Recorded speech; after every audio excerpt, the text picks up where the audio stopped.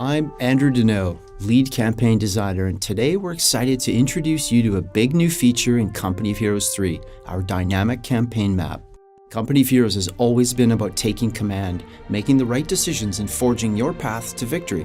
The dynamic campaign map provides a new high-level strategic commander experience where you command the overall war effort in the region.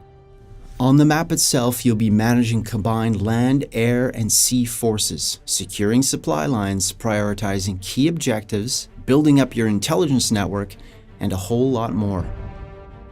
This new campaign map layer will complement and influence the classic boots-on-the-ground RTS gameplay and make for a super replayable single-player experience. Companies and detachments are the main two unit types you will control on the map. You'll be using these units to perform all types of actions, from campaign map combat to capturing resources and objectives and cutting off enemy supply lines. Companies are a big piece of how you choose to command. All companies have their own unique unit roster, unlocks, and abilities. On the dynamic campaign map, a US airborne company will allow for aggressive strikes behind enemy lines and will grant access to elite paratrooper and powerful airborne abilities in mission. Companies are also how you engage with classic Company of Heroes missions and skirmishes. Detachments are smaller support units and can operate independently from companies on the dynamic campaign map. Detachments also confer unique effects on missions. For instance, if you have a British medical detachment nearby, you'll gain the ability to call in a medical half-track in mission to reinforce and heal your troops. There are lots of other ways in which campaign map actions affect the classic Company of Heroes missions players know and love. For instance, if you have a US Naval Destroyer Squadron within range of your mission, you can call in Naval Gunfire support.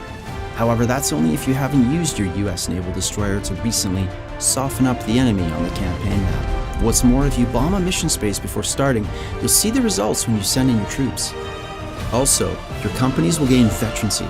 Veterancy will unlock more skills for your company and will also unlock officers, granting unique company traits on the campaign map.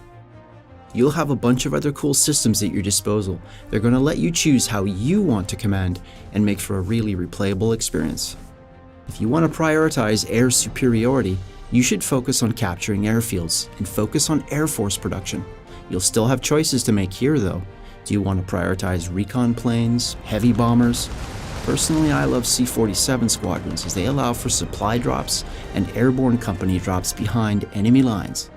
Perhaps you'll prefer to focus on your relationships with partisan forces, increasing your intel networks and sabotage capabilities.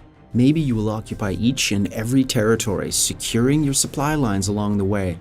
Or perhaps you will risk behind-the-lines operations to quickly achieve key objectives.